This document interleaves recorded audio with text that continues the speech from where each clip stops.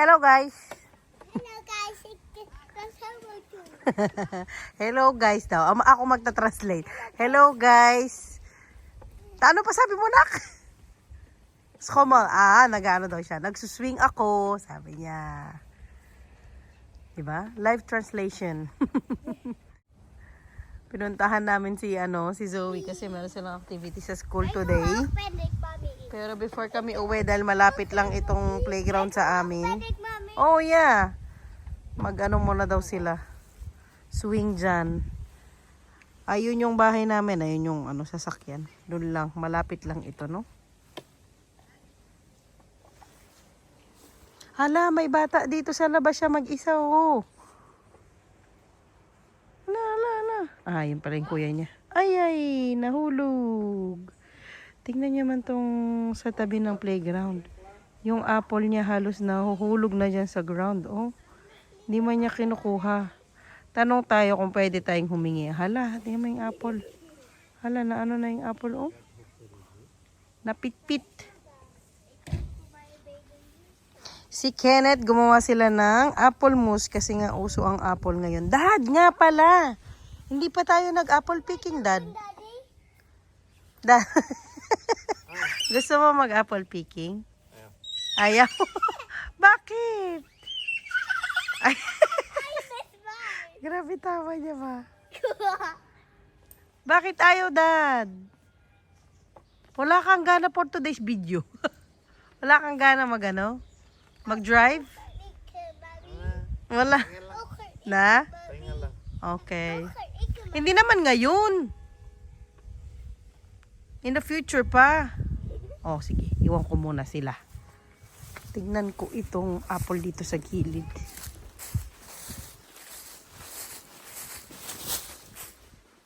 Mukhang walang tao. Ayan ang apple niya. Mag-ano lang sa ground. Sayang lang, oh. Hindi man nakain. Parang siya, natumba. Dami, oh.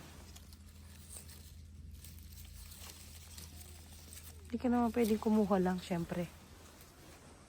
Maghingi kaya ako. Nahiya naman ako. Humingi. Ang pupula pa man din, oh. Matigas pa sila. Pwede pa. Sayang lang yung iba kasi nagkahulog-hulog lang, oh. Ang lalaki. Ito po. Ayan pa, oh. Ang gaganda. Ang fresh. Ang dami niyang bunga. Okay.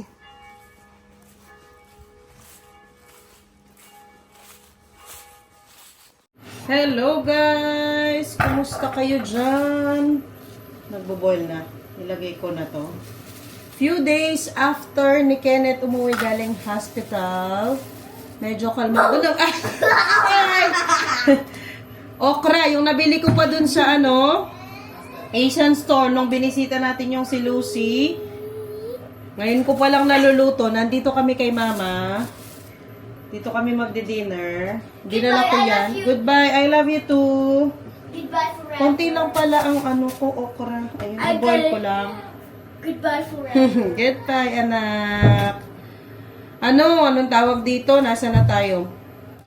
Yun nga, si Kenneth ay hindi pa talaga totally magaling. Meron pa siya yung konting hingal.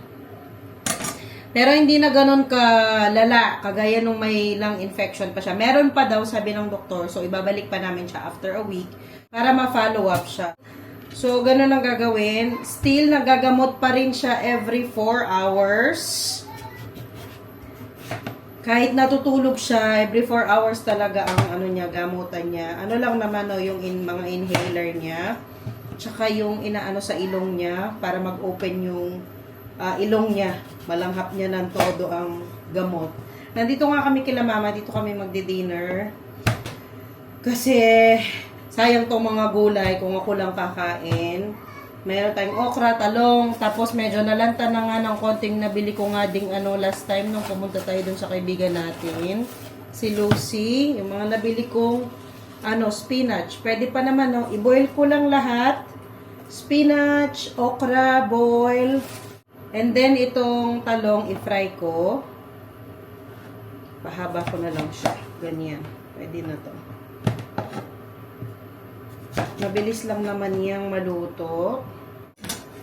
And then, may isda. Meron tayong mackerel. Ito yung smoke na. Parang sa ating tinapa.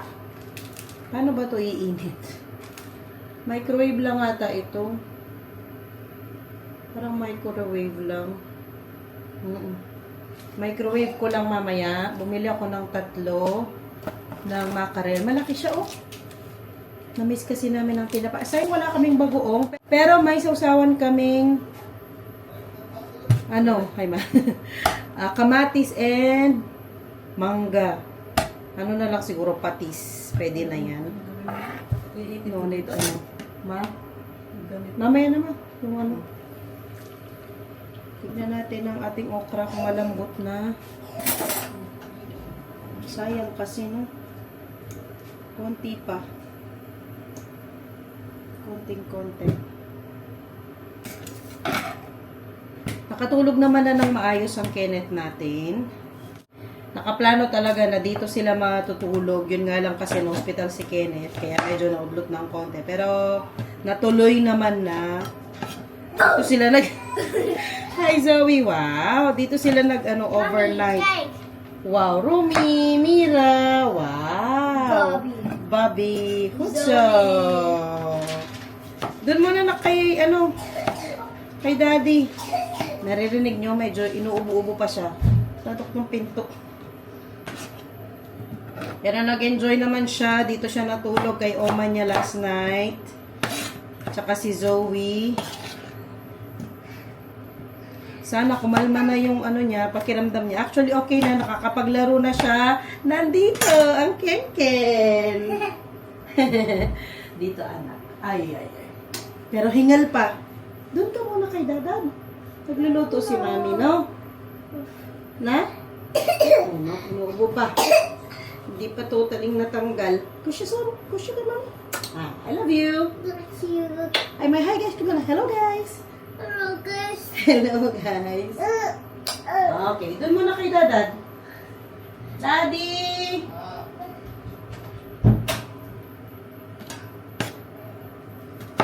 Tapusin ko tong sausawan namin.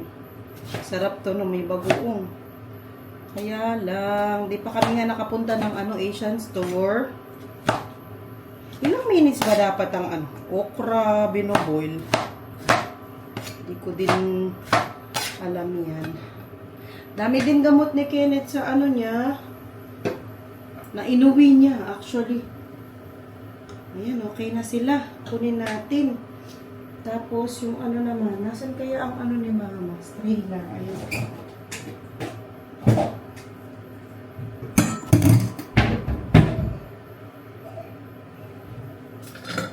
Okay. Kunin natin to. Mabilis lang pala sila, no? Mabilis lang. Init ko pala yung kanin.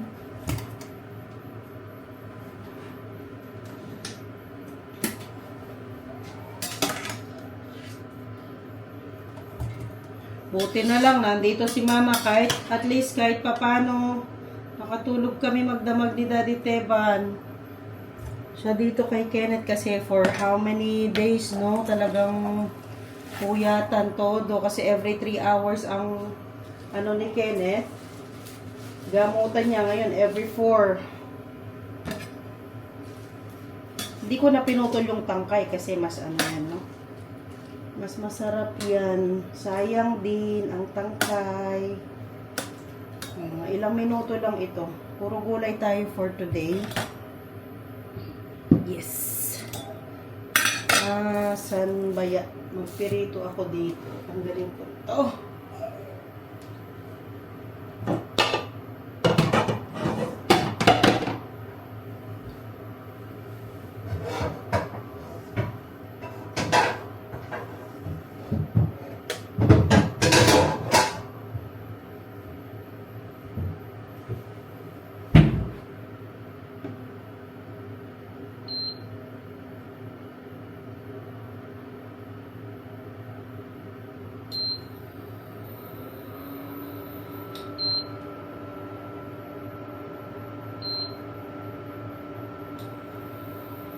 Bukas pa man din ang aking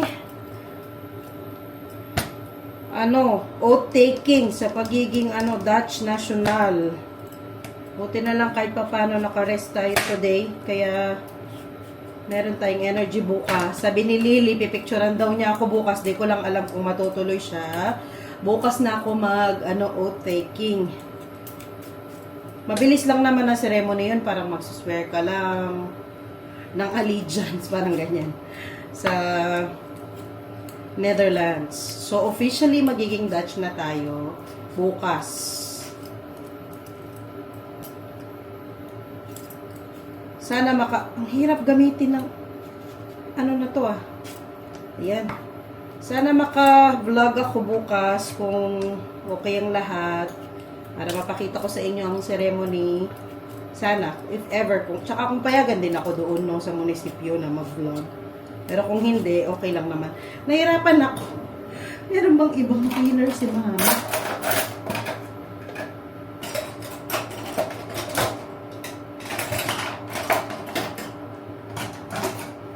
Walay! Magano tayo ng oil, konti. At ipirito natin ang ating nangagikot na ako dito sa mga gamit ng kam. Yes. Yung ating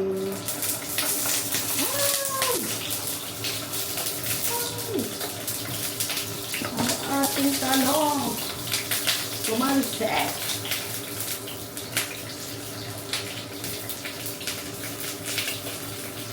Ito naman lahat. Ayan. Yung patalong. Wala tayong choice. Nahirapan ako dito sa naman. Ikat ko muna kaya.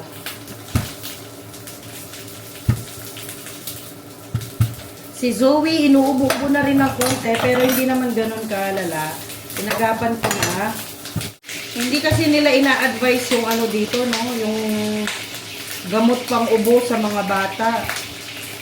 Ewan ko ba? Pero meron. Kaya lang hindi advisable. Hayaan daw na umubo ang bata. Iubo niya yung virus or bacteria. Parang ganyan. Ako naman ang ganito na lang.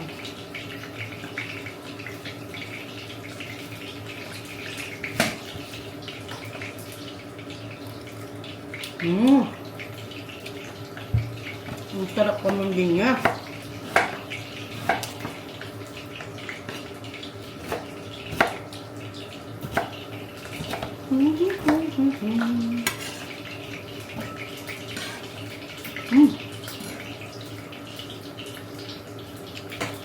Kaya hindi ko rin pinapatake sila Zoe tsaka si Kenneth ng gamot kasi hindi naman advisable din.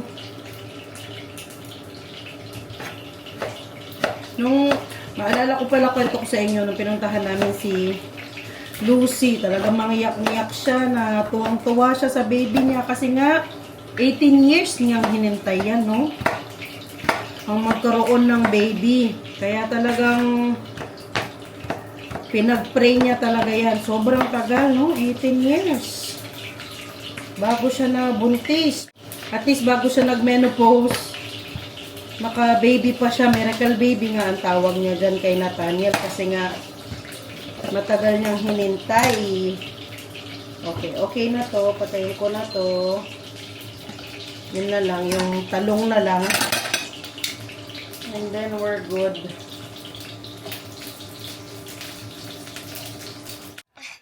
Hi, Ken. Ito ang bed niya kay Oma. Oy! Masigla naman na siya, guys. Uh-oh. Uh-oh. Uh-oh. Oh! Oh! Where's Yoshi? Where's Yoshi? Oh, nay! Nahulog si Yoshi! Ito yung mga pinaputol ko kay Mama. Na pants. Wow! Tapos na, guys. Thank you so much, Ma. Putol na. At na na. Na plancha din. Here. Scan it. Kenneth up the dino here. Oy. Kenneth, dat is niet leuk.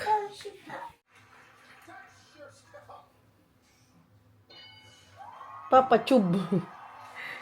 Luto na guys. Kain. Ayan na ang mackerel natin. Tinapa. Ang sausawan. Yung toyo kay daddy yan. At yung gulay natin kanina.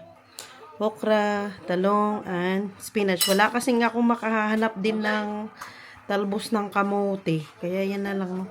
Spinach. Mukha din naman siyang talbos ng kamote. At yung kanin, syempre. Mangan.